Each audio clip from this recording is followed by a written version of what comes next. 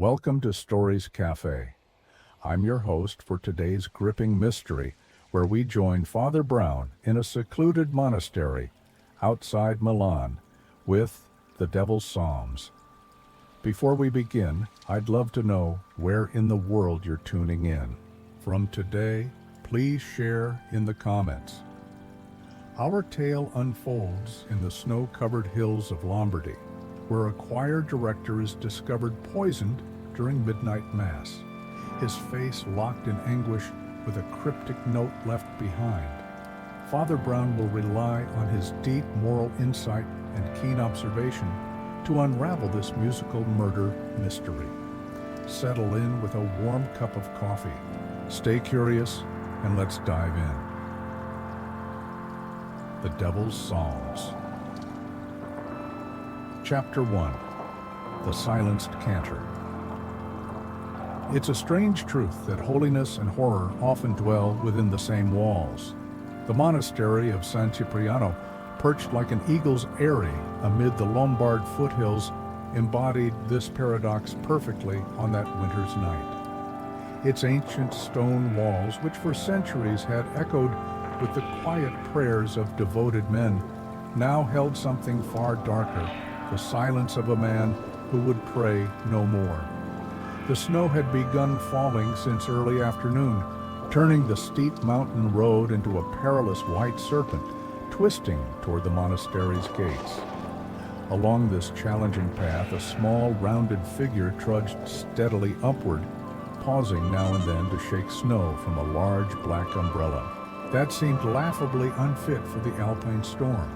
Behind him, a taller man with broad shoulders struggled with their baggage, his sturdy build making slightly better headway through the drifts. "I must admit, Father," said the tall man, his thick accent breaking the silence, "I don't see why the bishop couldn't wait until spring, worried about choir politics." Father Brown, for the small cleric he was, glanced up at his companion with gentle eyes that held both innocence and a depth beyond measure. "It wasn't the choir that concerned him, Flumbo," he replied softly. "It was the blood." The monastery bell began to toll as they reached the iron-studded gate, its resonant voice cutting through the muffled silence of the snowy night. With mathematical precision, 9 solemn notes rang out, and then ceased, leaving a vacuum of sound more complete for having been broken. "We are late," said Father Brown, though whether he meant late for prayers or late for something else was not entirely clear. The gate creaked open without their having knocked, as though the ancient building had been expecting them. A monk stood in the archway, his face half hidden by the shadow of his cowl, yet visibly marked by sleeplessness and something that might have been fear. Father Brown, the bishop's telegram said, "You would come today. I'm Brother Angelo, the abbot's secretary." We had nearly given up hope in this weather. His voice carried the musical lilt of northern Italy, but the melody was rendered discordanted by underlying tension. "The mountains make their own schedule," said Father Brown mildly. "This is my friend Mimsy Flumbo, Brother Angelo." Nodded curtly to the Frenchman, but seemed uninterested in pleasantries. "You should come in at once. The abbot wishes to speak with you before Compline. The courtyard beyond the gate was a perfect square of untrodden snow, marked only by a single set of footprints leading from the chapel to the dormitory wing. Father Brown noticed this with quiet interest. As they were led through a series of stone corridors, their footsteps echoing like distant drumbeats against the vatted ceilings. The abbot's study was warm, almost uncomfortably. So after the chill of the journey, a fire blazed in a stone hearth that might have witnessed the prayers of monks since the time of Saint Benedict. Himself, before it stood a tall aesthetic man with a face like weathered parchment, his expression suggesting that whatever was written there contained more sorrow than joy. "Father Brown," he said, extending thin fingers that seemed more bone than flesh, "I am Abbot Celestino. Forgive me for not greeting you at the gate these past days have been." He searched for a word. "Unprecedented." The bishop's telegram was rather brief. Said Father Brown, accepting a seat near the fire. He mentioned only that your choir director had died under mysterious circumstances. Died, the abbot's laugh held no humor. Maestro Benedetto was murdered, father poisoned during the midnight mass. 3 days ago, practically at the foot of the altar, found slumped over the organ keys. With a note pinned to his robe, he shall sing no more. As if the manner of his death were not message enough, Flambeau, who had been warming his hands by the fire, turned sharply poison. You are certain his face was. The abbot made a gesture as if to ward off the memory. The doctor from Milan said it was a poison that causes paralysis of the breathing, slow and aware. He knew he was dying, could not call out, could not move, only High's expression could speak of his suffering. Father Brown's mild face had not changed, but he had taken out a small notebook and was making careful notes with a stub of pencil. And the monks, he asked, how many are in residence? 17, including myself, replied the abbot, and there is Lorenzo. Lorenzo, Father Brown looked up and was not a monk, not anymore. The abbot's expression darkened. Lorenzo Vicari was once our most gifted chiester. Maestro Benedetto had him expelled 3 years ago for inappropriate innovations in the sacred music, for blasphemy, some said, and he has returned. Father Brown asked, his voice carrying no judgment. A week ago he claimed to seek reconciliation. The Albert shook his head slowly. Now, Benedetto is dead. The fire crackled in. The silence that followed, casting long shadows across the ancient stone floor. Father Brown closed his notebook and returned it to his pocket with the deliberation of a man putting away a precious relic. I should like to see where it happened, he said quietly. The abbot nodded grimly. The body has been removed, but nothing else has been disturbed. I had the organ loft sealed until someone could tell us what to do. As they rose to follow the abbot, the monastery bells began to toll. Again, their bronze voices measuring out time in the age-old pattern. Father Brown paused to listen, his head slightly tilted, as if he heard in their regulated rhythm something beyond mere sound. Perhaps the heartbeat of the mystery itself, counting down to a revelation not yet glimpsed. The snow continued to fall beyond the leaded windows, isolating the monastery from the world below, as completely as if it had been lifted into the clouds within these walls. Among men dedicated to the harmony of heaven, someone had orchestrated death instead, and in the mathematical precision of those tolling bells, Father Brown sensed delay, both the puzzle and its solution.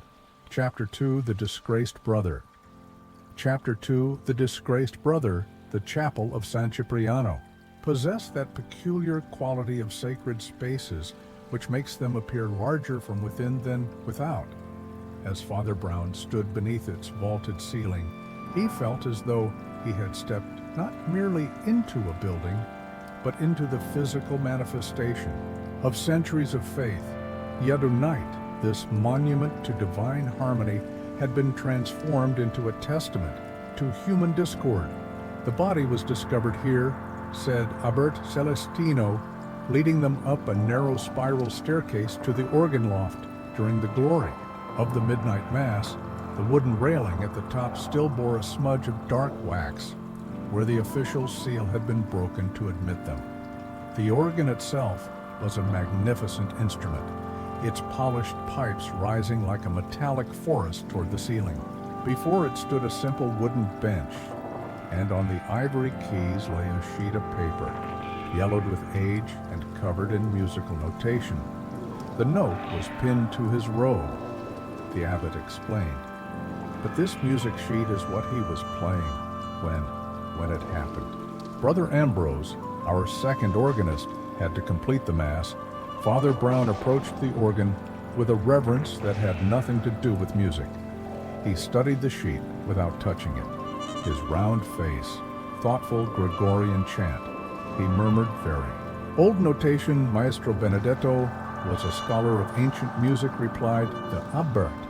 He was transcribing forgotten chants from our library's collection. Father Brown nodded absently, his attention caught by something on the floor.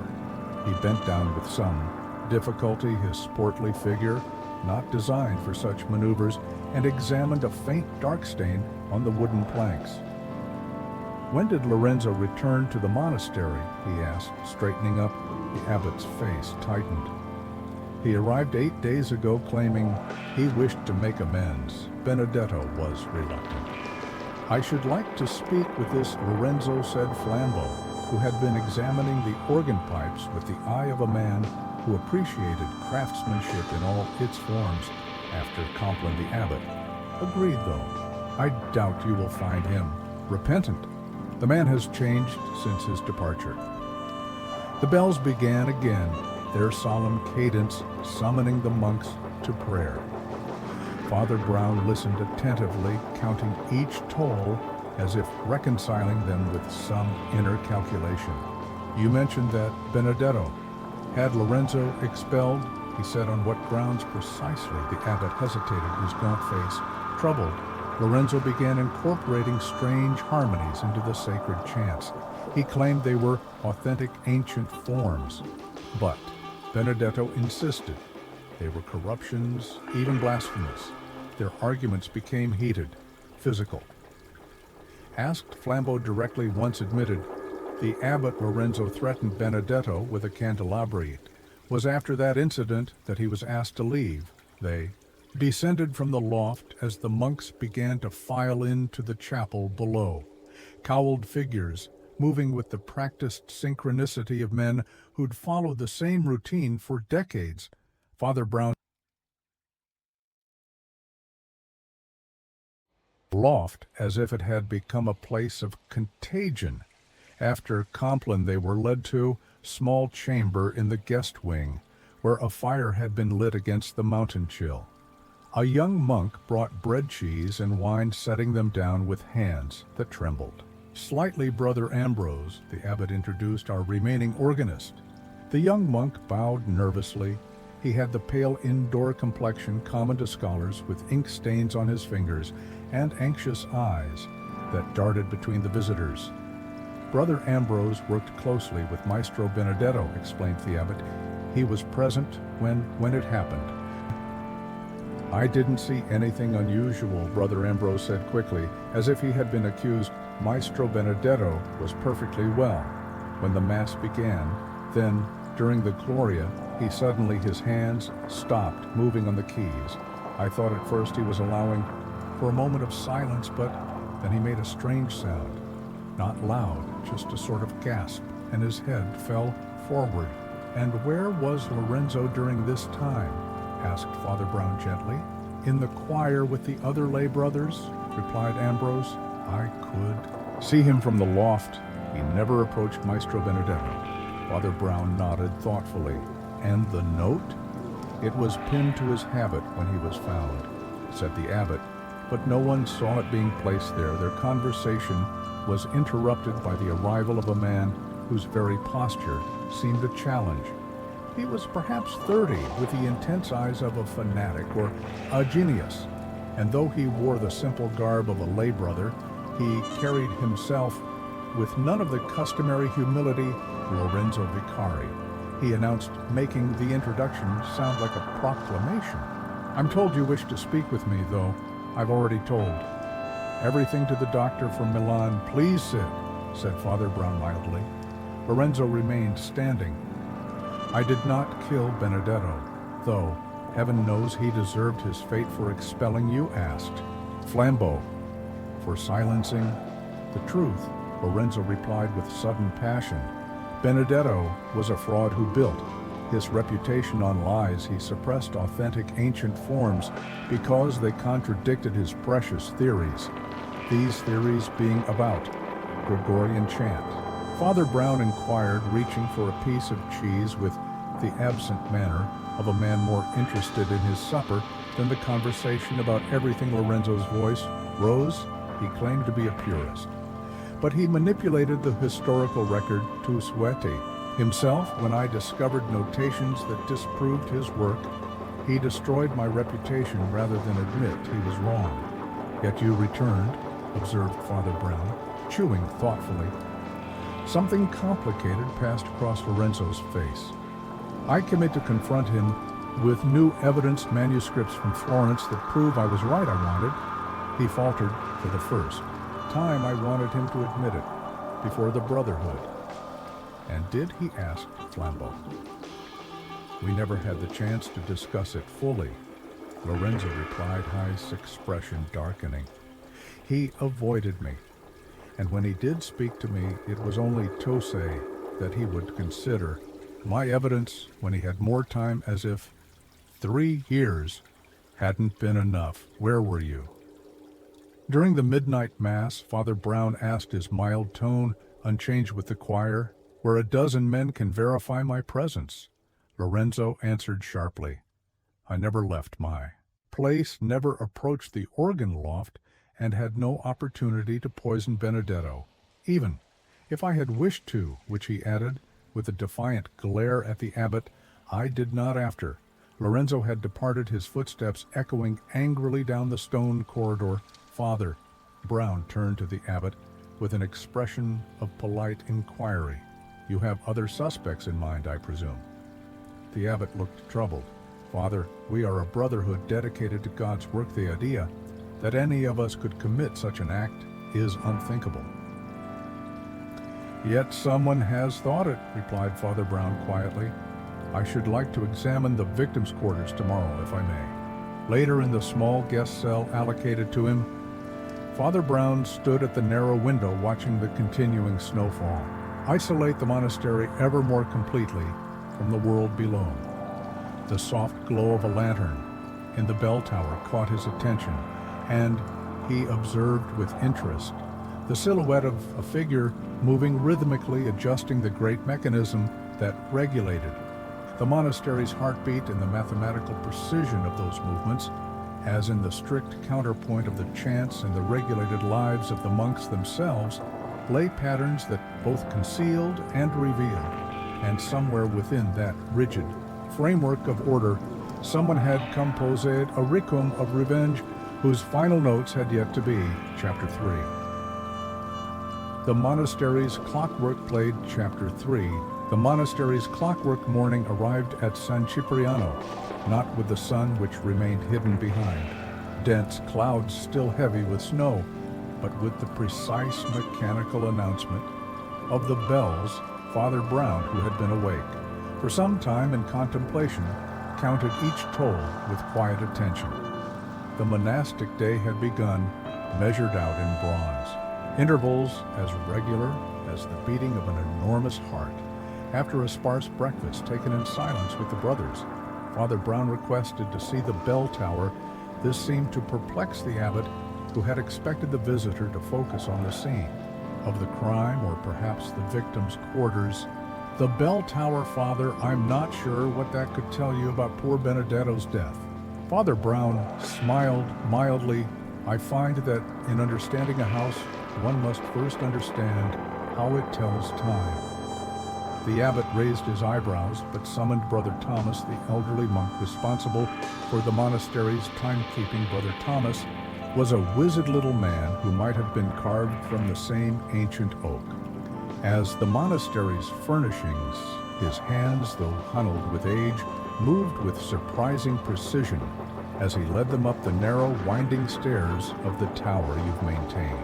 The bells for many years, I imagine, said Father Brown, pausing on the stone steps to catch his breath. 43 years, replied Brother Thomas with quiet pride. I was in Elias. And has the schedule of prayers remained the same throughout that time? The old monk hesitated. The hours are fixed by tradition, of course, but within the monastery, small adjustments are sometimes necessary. Recent adjustments? Father Brown asked. With casual interest, Brother Thomas glanced toward the abbot, who had followed them up the stairs. Something unspoken passed between them before the old monk answered.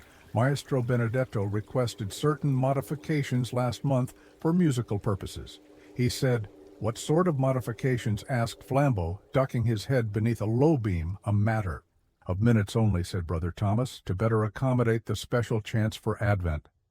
The midnight office was moved earlier by 12 minutes and several daytime offices by similar small amounts. Father Brown nodded as if this confirmed something he had already suspected, and these changes were recorded, wherein the ledger said, "Brother Thomas leading them into the bell chamber itself." The room was dominated by the great bronze bells hanging in their wooden framework, but against one wall stood a small desk with an ancient ledger bound in cracked leather. Brother Thomas opened it with reverent hands, revealing columns of neat writing, documenting every toll of the bells for decades. "Maestro Benedetto made the changes here," he said, pointing to several entries marked with a different hand. Father Brown leaned forward, studying the altered times with careful attention, and all the brothers were informed of these changes. A notice was posted in the refectory, said the abbot, "Though such minor adjustments hardly affect daily life, we live by the bells, whatever time they may ring." "Fascinating," murmured Father Brown, turning a page in the ledger. "And what is this notation here? These musical symbols in the margin?" Brother Thomas peered at the Paggia. That was Benedetto's system. He said it helped him coordinate the choir's rehearsals with the bell schedule. A musical short-earth hand said. Father Brown looking thoughtful, most ingenious.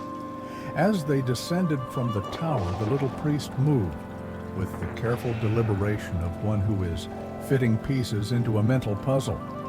When they reached the courtyard, he paused to watch a group of monks crossing toward the chapel, their movements synchronized by years of identical routine. "I should like to see the victim's quarters now," he said. Maestro Benedetto had occupied a cell slightly larger than those of the ordinary monks, befitting his position. It contained a narrow bed, a prie-dieu, and a substantial desk covered with musical manuscripts. The walls were lined with shelves of books and bound papers, all meticulously organized. "Nothing has been disturbed," the abbot assured them. The doctor from Milan examined the room, but found nothing of note. Father Brown moved slowly around the chamber, his eyes taking in everything with the mild interest of a man viewing a moderately engaging museum exhibit. He paused at the desk where several pages of musical notation lay, beside an inkwell and a row of carefully sharpened quills. Benedetto was working on a major project. "I understand," he said, "a collection of ancient chants," confirmed the abbot. He had discovered some unusual notations in our library's oldest manuscripts and was preparing a scholarly edition competition, for such a work would be considerable.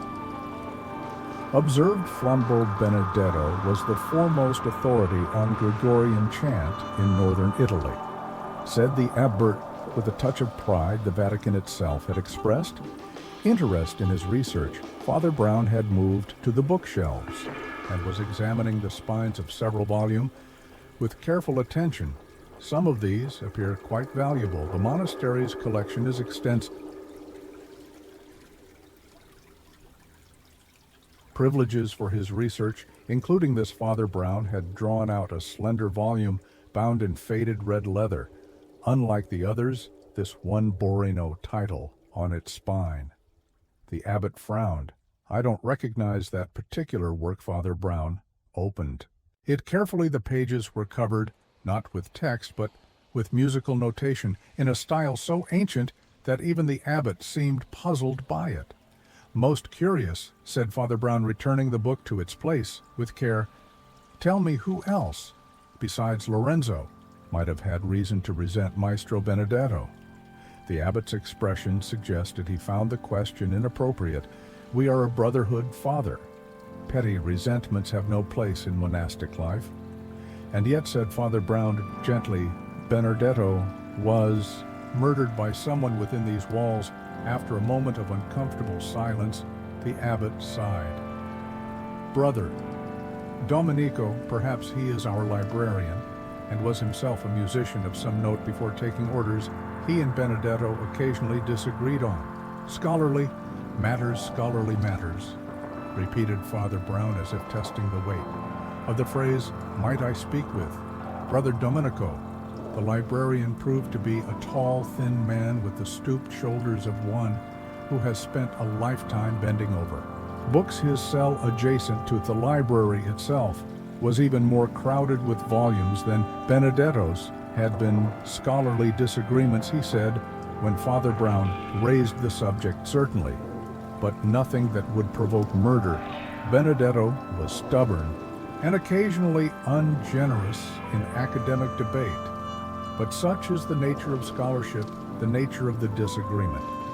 Prompted Father Brown, Brother Domenico hesitated primarily about the interpretation of certain numes notational marks in our oldest manuscripts. Benedetto favored one reading I, another.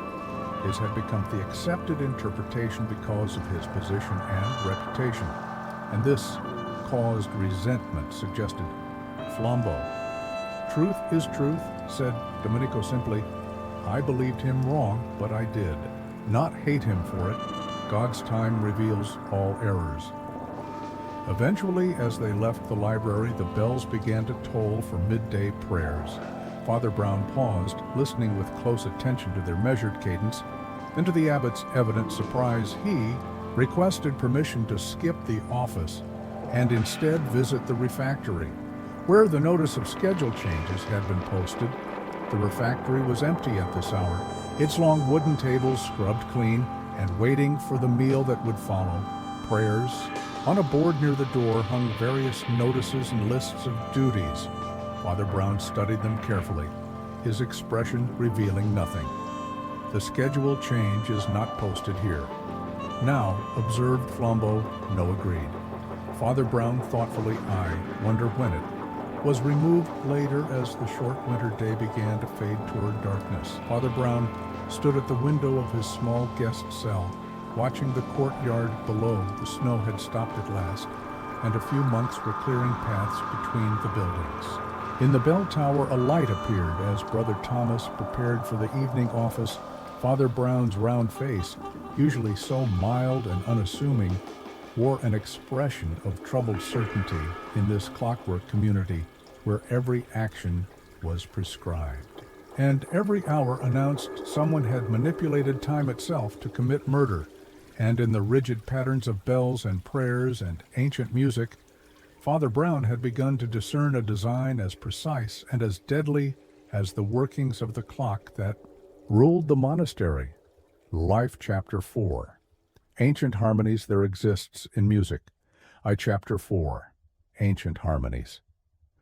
Quality that other arts may envy but cannot duplicate, the ability to exist wholly in time, to create a mathematics of emotion that vanishes, even as it manifests. Father Brown, who possessed only the most rudimentary knowledge of musical theory, nevertheless understood this essential mystery. Perhaps that was why, after evening prayers, he requested a most unusual demonstration. You wish me to play Maestro Benedetto's compositions? Brother Ambrose asked, his nervous hands fluttering like trapped birds. All of them? Only those he was working on most recently, Father Brown replied, settling his small round figure onto a wooden chair near the organ. The chapel was empty.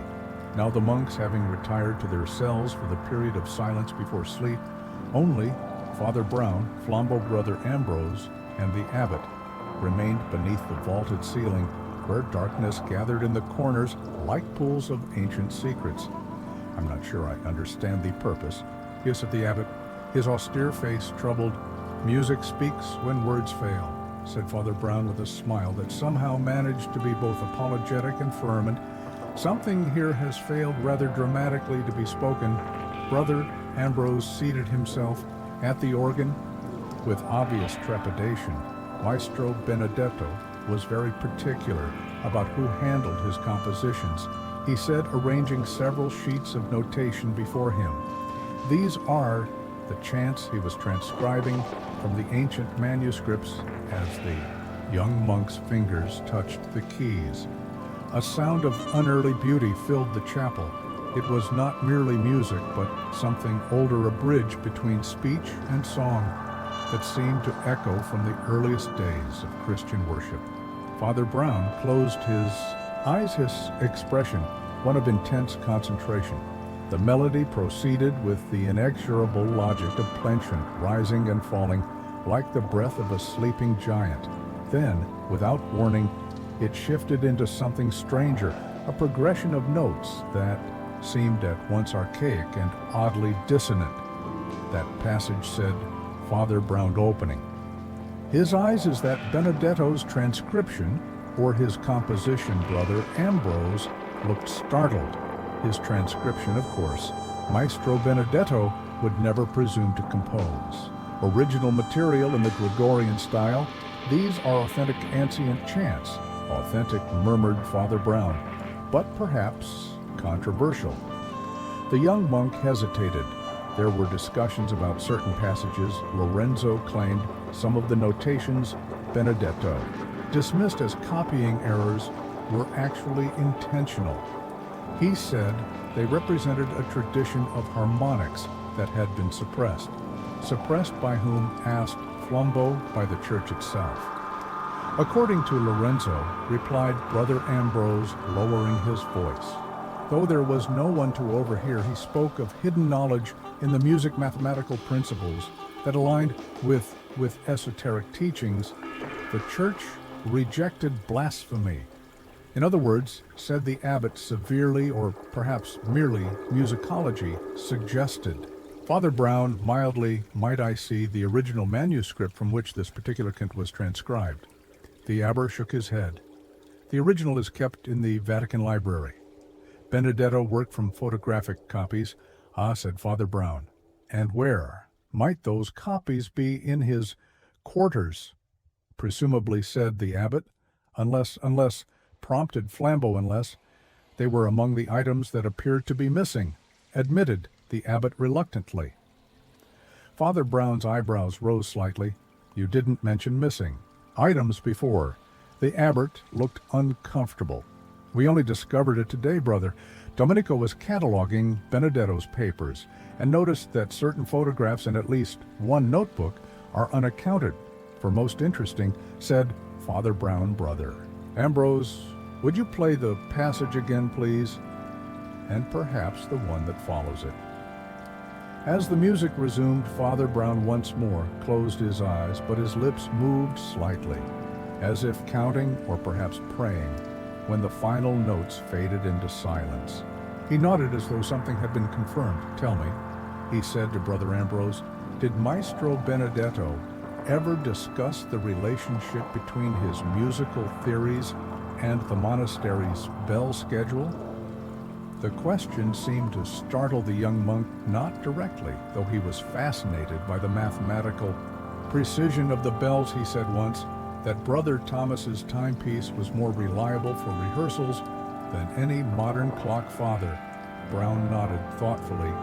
And this change in schedule that was implemented recently, did it affect the timing of rehearsals? Yes, said Brother Ambrose, looking surprised at the priest's insight. It aligned the rehearsal period with certain passages in the manuscripts. Maestro Benedetto said it was important for the acoustics. Something about the resonance of the bells complementing specific tonal patterns. A musical man to the last, murmured Father Brown. One final question, if I may. On the night of Benedetto's death, was the music he was playing at the moment? He was silenced. Was it the same as what you've just performed? Brother Ambrose shook his head. No, it was the traditional Gloria for the Midnight Mass. Though he had incorporated some of his research into the arrangement, it was essentially the standard text. And yet, said Father Brown, he died with that particular manuscript before him on the organ. He gestured to the sheet music still resting on the keys. I didn't notice, stammered Brother Ambrose. When I took over, I was using the common prayer book, not his special notations, so someone must have placed it there after his death, concluded Flambeau, or perhaps suggested Father Brown. He had been consulting it just before beginning to play. Brother Ambrose, would you be so kind as to show me exactly where you were standing when Maestro Benedetto collapsed? The young monk led them back up to the organ loft, pointing to a position slightly behind and to the left of the organ bench. I was here turning pages when he stopped playing, and I thought at first he was simply pausing for effect. Then I saw his face and the others. Lorenzo and the choir below in the chancel, said Brother Ambrose, pointing down to where the monks would stand during services. Lorenzo was in the back row near the wall. He wouldn't have been able to approach without being seen. Father Brown nodded his attention, caught by something on the wall of the loft. He moved closer to examine a small metal grill set into the wooden paneling speaking tube. He inquired, "Yes." The old days before Brother Thomas had his chronometer, the organist would signal when to ring the bells. For certain parts of the liturgy, is it still used? Rarely, admitted the abbot, though Benedetto did have it cleared of dust and tested last month. He said it was a valuable historical feature that should be maintained. Father Brown examined the tube with careful attention, then turned back to the organ itself. He ran a finger lightly over the wooden surface beside the keyboard, pausing at a small, almost imperceptible stain. "I should like to speak with Brother Thomas again," he said, and perhaps to see his chronometer as they descended from the loft. The chapel's great clock began to strike the hour. Father Brown paused, counting each resonant toll with the same careful attention he had given to the bells themselves. 9 solemn strokes echoed through the ancient building, and in their measured cadence lay a precision that human hands had crafted but could also manipulate. In the silence that followed, Father Brown's mild face wore an expression of troubled certainty. The monastery's music, both its ancient chants and the mathematical rhythm of its bells, concealed patterns that hinted at human intention rather than divine harmony. And in those patterns he was beginning to discern not only the method of murder, but the complex motivations that had composed this deadly requiem. Chapter 5. The Missing Manuscript. Chapter 5.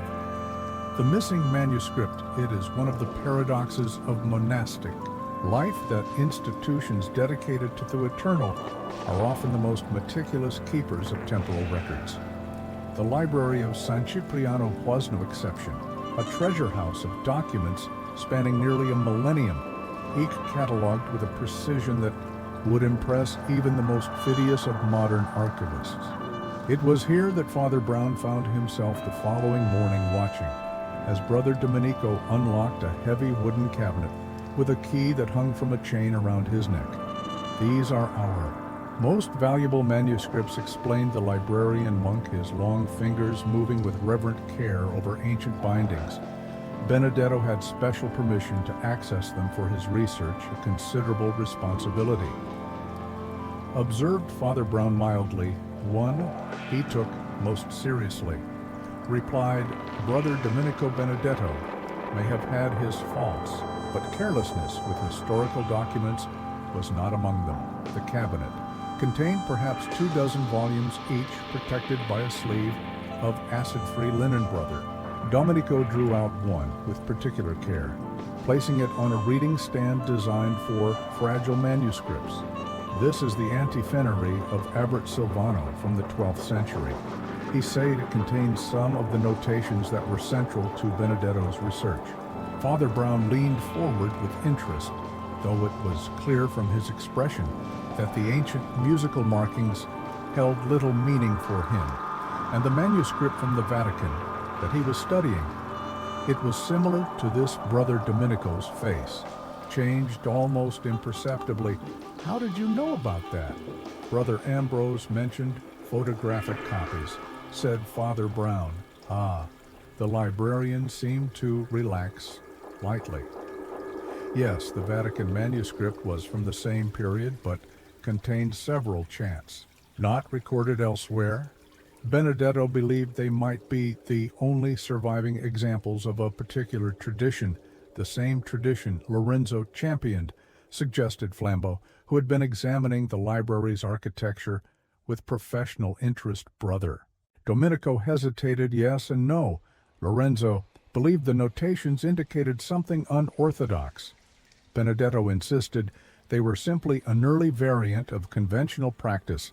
Before Father Brown could pursue this further, they were interrupted by the arrival of the abbot. His austere face showed signs of strain, and he carried a telegram in his thin hand. "Forgive the interruption," he said, "but this has just arrived from Rome. I thought you should see it immediately." Father Brown accepted the telegram and read it with careful attention. His round face, usually so placid, registered mild surprise. The Vatican Library reports. "A manuscript missing?" He said to Flambeau, a 10th century collection of chants that was being photographed for Maestro Benedetto's research. Missing echoed. Flambeau, stolen. "You mean the wording is diplomatic," replied Father Brown, returning the telegram to the abbot, temporarily misplaced during cataloging. "But yes, I believe theft is implied. This is most disturbing," said the abbot. The manuscript was of incalculable value, both historically and spiritually. "When was it discovered?" Missing, asked Father Brown. "Just yesterday, according to the telegram," replied the abbot. "Though it may have been gone longer, the library has been conducting an inventory." Father Brown nodded thoughtfully. "And Benedetto's photographs of this manuscript, they are among the items missing from his quarters?" "Yes," confirmed Brother Domenico Long, "with his notebook containing transcriptions and annotations." "Most convenient," murmured Father Brown. "Tell me, when did Benedetto last visit Rome to consult the original?" 6 weeks ago," said the abbot, just before Advent began. Father Brown's mild eyes took on a distant look, as though he were performing calculations, and the changes to the bell schedule were implemented after his return. "Yes," said the abbot, looking puzzled at this apparent non sequitur, "but surely there can be no connection between a missing manuscript in Rome and poor Benedetto's murder here." "Connections," said Father Brown, "are often like the neumes in your ancient music, present to those who know how to read them, invisible to those who do not." Turned back to Brother Domenico. "You mentioned that Lorenzo believed the notations indicated something unorthodox. What precisely?" The librarian monk seemed uncomfortable. "It was nonsense, really," he claimed. "Certain intervals and progressions in the chants corresponded to mathematical ratios considered significant in pre-Christian traditions." "Significant in what way?" pressed Flambeau. "In esoteric ways." "Albeit," replied Brother Domenico reluctantly. "Lorenzo spoke of harmonic patterns that could affect the physical world, alter perceptions, even influence bodily functions. Medieval superstition." Of course," agreed Father Brown, though his tone suggested he found the idea less dismissible. Then the librarian had one last question. "If I may, the monastery's finances, have they been affected by recent economic conditions?" This question seemed to startle the abbot more than any previous inquiry. "Our finances? What could they possibly have to do with Benedetto's death?" "Perhaps nothing," admitted Father Brown. "But in my experience, unexpected questions sometimes yield unexpected insights after a moment of hesitation." The abbot sighed. "We have had difficulties. The restoration of the North Cloister has cost more than anticipated, and our traditional benefactors have been less generous since the war. But we are not destitute, Father. And Benedetto's research, was it likely to bring prestige to San Cipriano, perhaps? Even financial support. The Vatican had expressed interest," acknowledged the abbot. "There was talk of a publication that would have brought attention to our library. But surely you cannot think—" "I try not to think too conclusively too soon," said Father Brown with a gentle smile. "It narrows the mind." Prematurely they left the library to the sound of bells summoning the community to midday prayer as they crossed the courtyard, now cleared of snow and gleaming with midday light. Father Brown paused to watch a hooded figure hurrying from the direction of the bell tower. "Brother Thomas, I believe," he said. "I should still like to examine his chronometer when there is time." "You seem very interested in our bells, Father," observed the abbot. "I am interested in how time was measured on the night Benedetto died," replied Father Brown. "In a community ruled by bells, minutes matter in ways they might not elsewhere."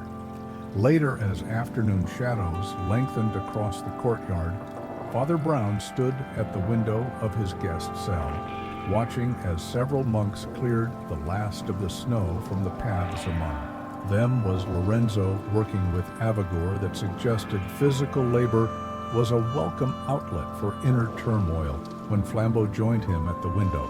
Father Brown gestured toward the former, a passionate man.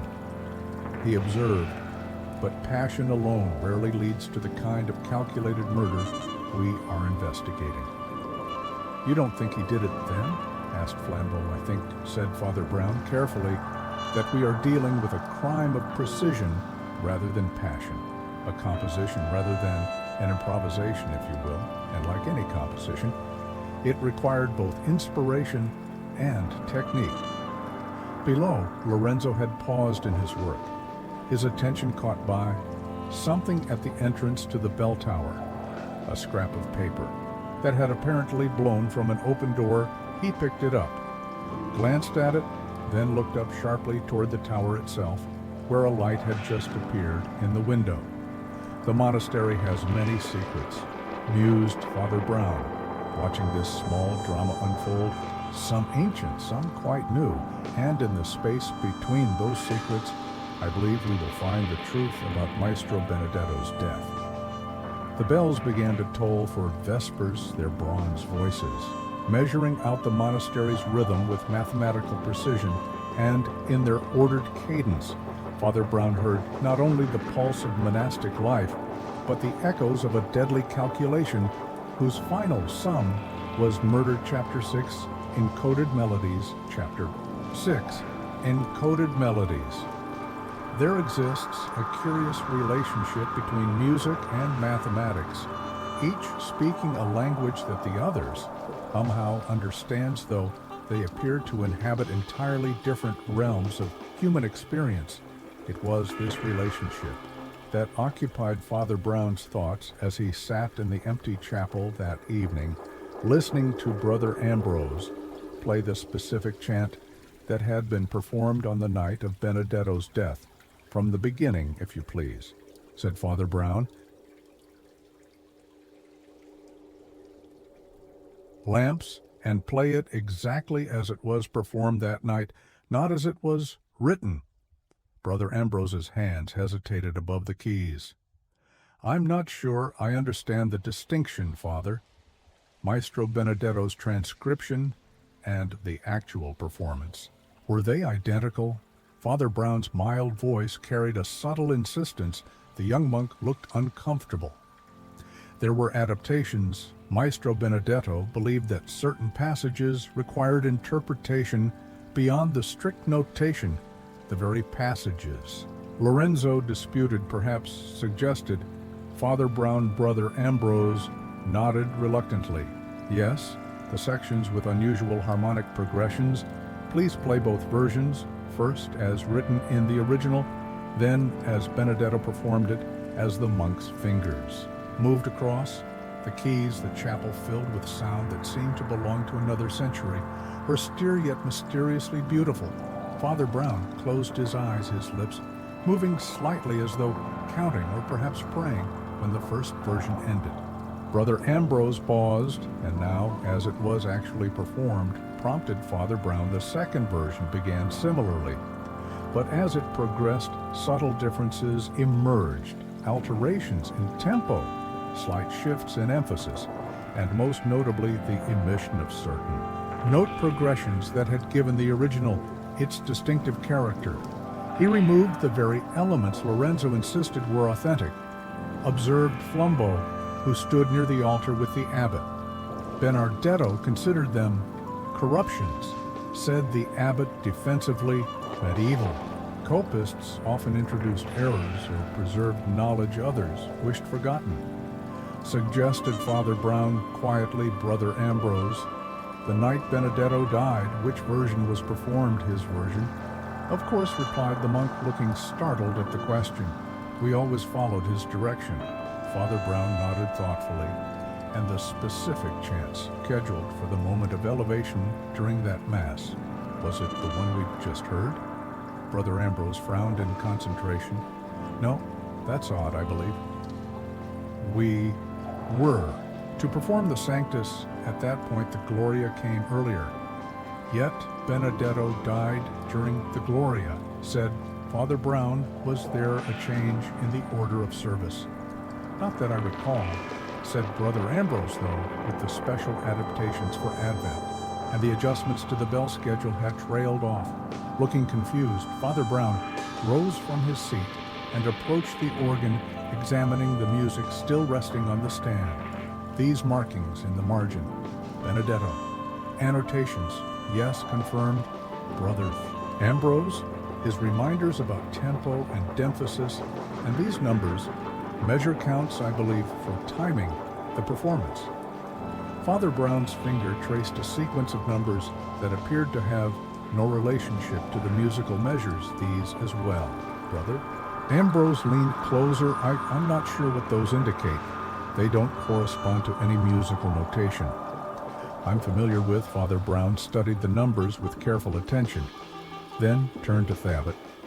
"I should like to see Brother Thomas and his chronometer, now, if that's possible." The bell tower's interior was a marvel of medieval engineering, massive wooden beams supporting the great bronze bells with a complex system of ropes, wheels, and counterweights that enabled their precise movement.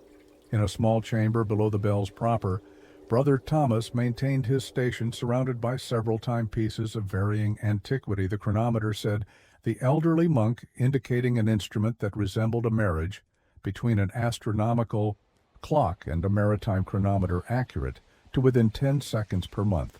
Father Brown examined the device with reverent appreciation. Remarkable craftsmanship, and this controls the striking of the bells. It governs the schedule, corrected Brother Thomas.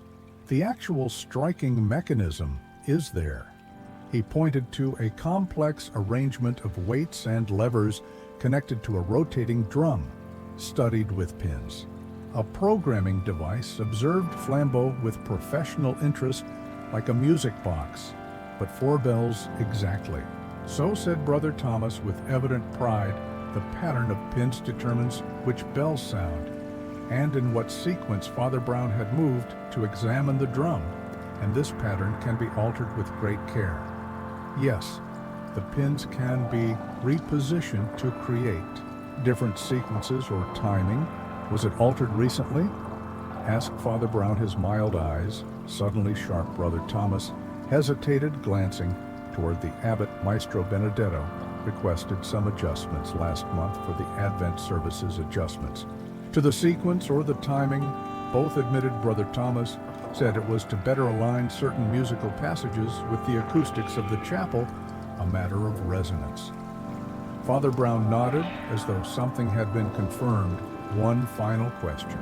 The speaking tube that connects this tower to the organ loft, is it still functional? Yes, said Brother Thomas, indicating a brass tube extending from the wall, though it's rarely used now. In the old days, before the chronometer, the organist would signal when to ring for certain parts of the liturgy. I see, said Father Brown. Might we test it? At a nod from the abbot, Brother Thomas removed a small cap from the tube and spoke into it. Can you hear me? His voice echoed faintly down the middle passage. After a moment, Brother Ambrose's voice returned, thin but distinct. Yes, perfectly. Father Brown thanked Brother Thomas and led the way back down the winding stone stairs to the courtyard. As they emerged into the cold night air, the monastery's great clock began to strike, 9 each toll, resonating across the snow-covered grounds with crystalline clarity. You seem troubled, Father observed the abbot, as they walked toward the guest quarters. I am concerned, admitted Father Brown, about harmony and its Absence music, when correctly ordered, creates beauty from mathematical relationships.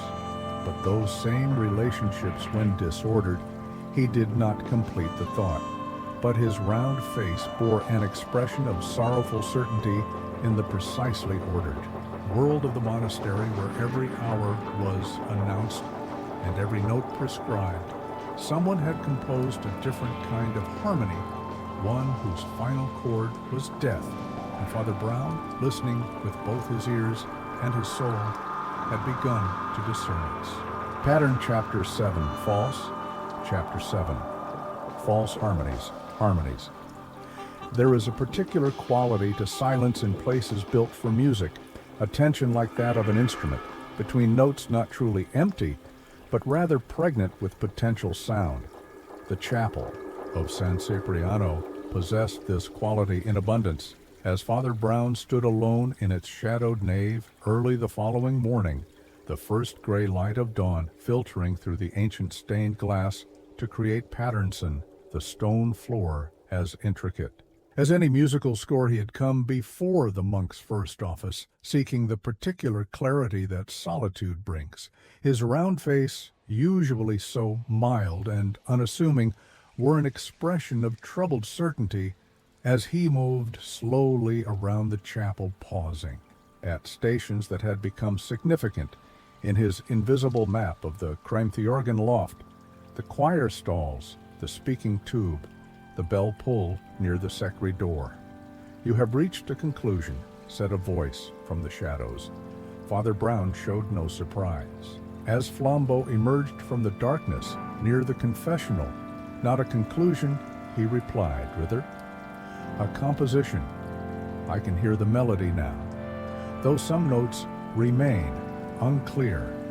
"And what sort of melody is it?" asked the Frenchman, joining his friend beneath the rose window where colored light was gradually strengthening with the rising sun. A requiem composed in mathematics, said Father Brown, a death written in time and sound. He paused, his attention caught by something on the wall near the choir stalls, a small bronze plaque bearing a Latin inscription. Interesting, before he could elaborate, they were interrupted by the arrival of the abbot, whose austere face showed signs of increasing strain. "Father Brown," he said, his voice carrying a new note of authority, "I must ask how much longer your investigation will continue.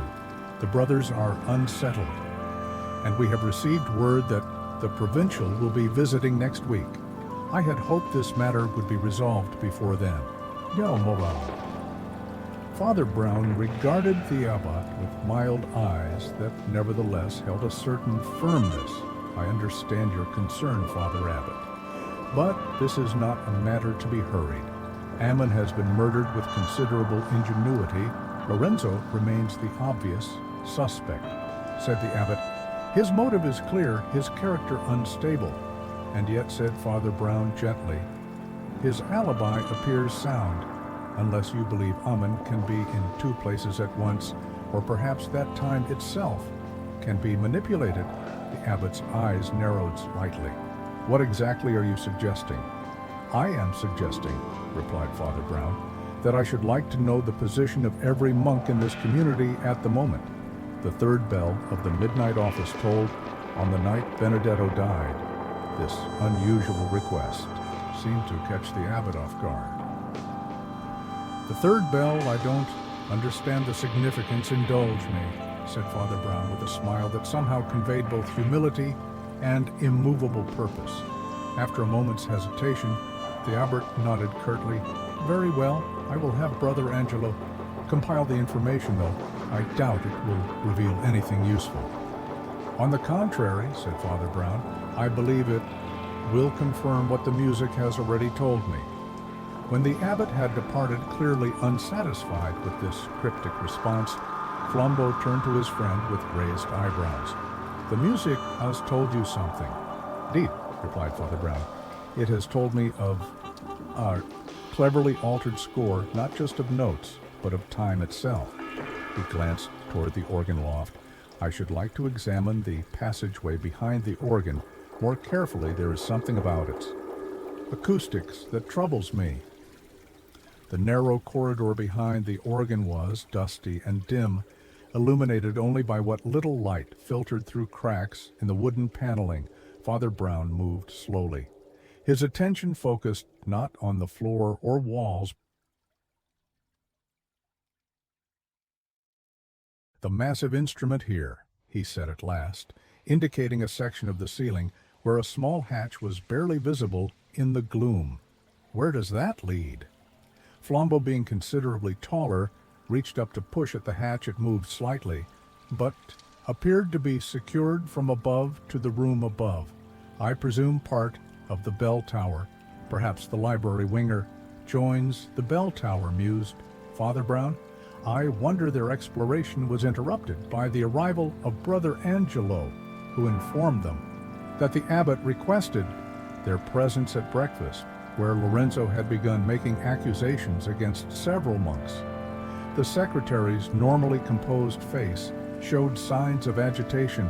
"He claims the true meaning of the chants has been deliberately suppressed," said Brother Angelo as they followed him across the courtyard.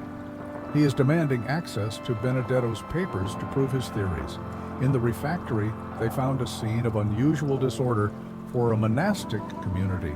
Lorenzo stood at one end of the long table, his face flushed with anger, while several monks attempted to calm him. The abbot's expression was one of cold fury barely contained. "These harmonics are not random studies," Lorenzo was saying as they entered. "They are a deliberate encoding of knowledge the Church has suppressed for centuries. Benedetto knew this. He found the proof in Rome." "Blas and delusion," replied the abbot sharply. "Father Brown, perhaps you can help restore order. This man is disturbing the peace of our community." With his wild theories, Father Brown regarded Lorenzo with mild interest. "What knowledge do you believe?" "These harmonics encode." Precisely the question asked in such a calm matter of fact tone seemed to catch Lorenzo off guard. He hesitated, then replied with careful precision: "Mathematical relationships that affect the physical world, frequencies that can alter the human body, its perceptions, its functions." The ancients understood this science, but it was labeled sorcery and suppressed, or perhaps suggested. Father Brown, it was recognized as dangerous and set aside. "Not all knowledge serves wisdom." "That's what Benedetto said," replied Lorenzo bitterly. "He found the proof he needed in that Vatican manuscript, then claimed the notations were mere copying errors. But I know he was lying. He understood their significance." Father Brown nodded thoughtfully. "Knowledge that could affect bodily functions," he mused, "including, perhaps, the stopping of a heart." A profound silence fell over the refectory. Lorenzo's face paused slightly, but his eyes remained defiant. "I did not kill him. I believe you," said Father Brown, simply. "But I wonder who else understood the power of these harmonics, who else might have had reason to silence Maestro Benedetto." He turned to the abbot. "I should like to request a full Vesper service this evening, with all brothers in attendance, and the bells should be rung according to the traditional schedule, not Benedetto's." Modifications, the abbot frowned. "For what purpose to hear?" "A harmony restored," replied Father Brown, "and perhaps tune mask a discord." As they left the refectory, the monastery bells began to toll for the morning office, their bronze voices measuring time. With the same mathematical precision that had in Father Brown's developing theory been turned to lethal purpose in their ordered sequence, he heard not merely the call to prayer, but the final notes of a mystery approaching its resolution. Chapter 8. The Devil in the Details. Chapter 8. The devil in the details. There is something particularly solemn about Vespers in winter, when darkness falls early, and the ancient rhythm of monastic life seems to stand as a bulwark against both the literal night and the figurative darkness that has always surrounded human existence. As the monks of San Cipriano filed into the chapel that evening, each face illuminated briefly by candlelight, before being subsumed again into shadow, Father Brown stood. Quietly near the altar, his round figure unremarkable, yet somehow central to the gathering, like the still point around which a complex mechanism revolves. The abbot had reluctantly agreed to his request for a full service with traditional bell ringing, though his austere face betrayed both skepticism and a growing impatience. Lorenzo had been permitted to attend, but was seated apart from the monks, his expressive face a study in barely contained emotion. Brother Ambrose sat nervously at the organ, his fingers poised above the keys, while Brother Thomas had taken his place near the bell pull, ready to sound the traditional calls to prayer, rather than the modified schedule Benedetto had implemented. When all were assembled, Father Brown moved to stand before them, his mild face illuminated by the altar candles before Vespers begins. He said in his gentle voice that nevertheless carried to every corner of the ancient chapel, "I should like to explain what happened to Maestro Benedetto." A murmur passed through the assembled monks, quickly stilled by a sharp glance from the abbot. "Proceed, Father," he said, "though I failed to see why this could not wait until after prayers." "Because," replied Father Brown simply, "prayers are part of the explanation." He turned to address the entire community. This murder was not a crime of passion or opportunity, but of precise calculation, a composition in time, sound, and poison, whose notes were written in bell tolls and measured in prayer. He moved to the center of the chapel, where the patterns of colored light from the rose window would have fallen had it been daylight. Maestro Benedetto was poisoned during midnight mass, but not in the way we initially assumed. He was not killed by something administered just before his collapse, but by a substance he had unwittingly consumed hours earlier, a poison, with delayed effect, timed to coincide with a specific moment. "In the service impossible," said the abbot sharply. "How could anyone predict the exact moment by rewriting time itself?" said Father Brown. "Or rather by altering how time was measured within these walls." He gestured toward Brother Thomas, "the changes to the bell schedule that Benedetto himself requested. They were not for musical purposes, but to create a precise alibi." He turned to Brother Ambrose. "The chant that was being performed when Benedetto died, it should have been the Sanctus, but it was the Gloria. Instead, the order of service had been subtly altered, just as the bell schedule had been." Father Brown moved toward the organ loft, his steps deliberate.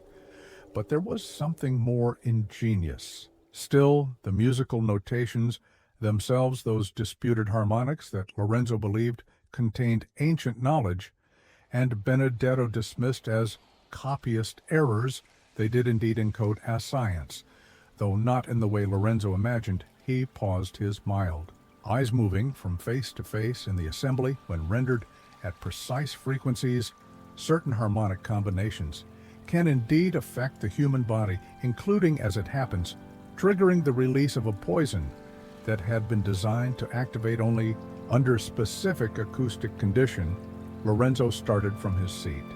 "That's what I've been trying to—" "Please," interrupted Father Brown gently. "Allow me to finish." He turned back to the assembled monks. "Benedetto discovered this knowledge in the Vatican manuscript, the one that is now conveniently missing. He recognized its potential danger and sought to suppress it, just as the Church had done centuries before. But someone else understood its significance as well, someone who used Benedetto's own musical scholarship. Against him, this is absurd," said the abbot. "You speak of poisons activated by sound, by specific harmonics, at specific frequencies in a body, already prepared by a preliminary compound," clarified Father Brown. "A forgotten science, rediscovered in ancient notation. Benedetto ingested the first compound in his evening meal, a compound with no effect unless activated by the second stage. That activation was triggered not by a second poison administered directly, but by specific sound frequencies that occurred only when the altered Gloria was played at precisely the moment the third bell of the modified schedule tolled. He turned to Brother Ambrose. "Would you play the passage in question, the one Benedetto was performing at the moment of his death?"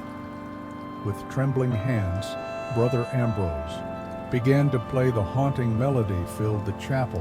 Rising toward the vaulted ceiling, Father Brown held up his hand when a specific progression began there.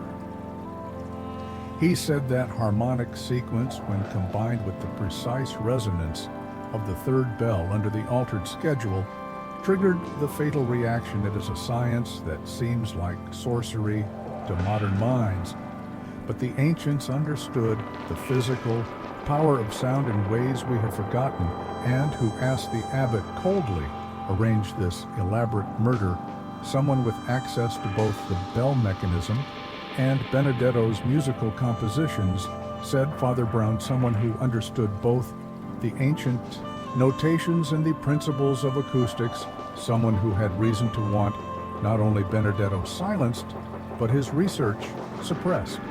He turned slowly to face Brother Domenico, who sat utterly still among the other monks, his scholarly face devoid of expression.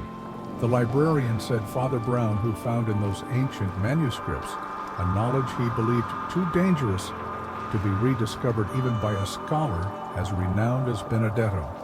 The same knowledge Lorenzo had glimpsed, but not fully understood. Brother Domenico did not rise or protest. His eyes, behind their scholarly spectacles, showed neither surprise nor fear, only a terrible calm certainty. He would have published it, he said at last, his voice quiet but perfectly audible in the hushed chapel. He dismissed the dangers as superstition, but I had tested the principles. I knew what such knowledge could do in the wrong hands, so you arranged for him to demonstrate its power upon himself, said Father Brown, using his own modifications to the bell schedule and his own musical compositions to deliver the fatal harmonics. Unnecessary silence, replied Brother Domenico, almost gently. Some knowledge is not meant. Ashen Brother Thomas summoned help from the village as Brother Thomas moved toward the door. Brother Domenico remained seated, making no attempt to flee or resist. His eyes met Father Brown's with something like recognition. "You understand, I think," he said. "Some truths are too dangerous for our fallen world." "I understand," replied Father Brown sadly, "that you committed the very sin you sought to prevent, using forbidden knowledge to destroy life rather than preserve it. The true blasphemy was not in the ancient music, but in setting yourself as the arbiter of who should live or die later." As the civil authorities led Brother Domenico away through the snow-covered courtyard, Father Brown stood with flambeau near the chapel door, watching as monastery bells tolled the hour in their ancient, unmodified sequence. A murder committed through mathematics and a music mused. "Flambeau, one of your more unusual cases, my friend." "Yet one of the oldest stories," replied Father Brown, his round face sorrowful in the fading. "Light knowledge without wisdom, power without compassion. The first temptation in Eden was not for an apple, but for the godlike power to decide good and evil for oneself above them." The bells continued their measured counting of time, their bronze voices, neither good nor evil in themselves, but merely instruments that could serve either harmony or discord, depending on the heart of the one who arranged their sequence and in their solemn cadence. Father Brown heard not only the closing measure of one man's requiem, but the eternal rhythm of human pride and its inevitable fall. "Thanks for joining us for the Devil's Psalms." Did you suspect Brother Domenico before? Father Brown revealed how he orchestrated the murder through harmonics and altered bell schedules. Let me know your thoughts in the comments. If you enjoyed this adventure with Father Brown, don't forget to hit subscribe for more mysteries daily. Until next time, remember, Father Brown's wisdom knowledge without compassion is perhaps the most dangerous force in our world, and the truest blasphemy lies not in forbidden knowledge.